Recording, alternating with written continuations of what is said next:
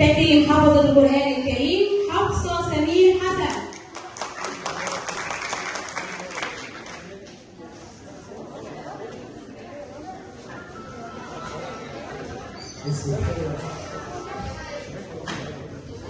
أعوذ بالله من الشيطان الرجيم. بسم الله الرحمن الرحيم.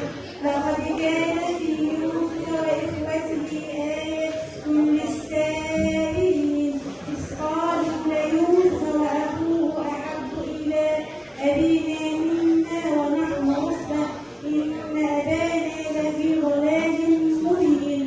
اقتلوا يوسف أو اطرحوه أرضا يخل لكم وجه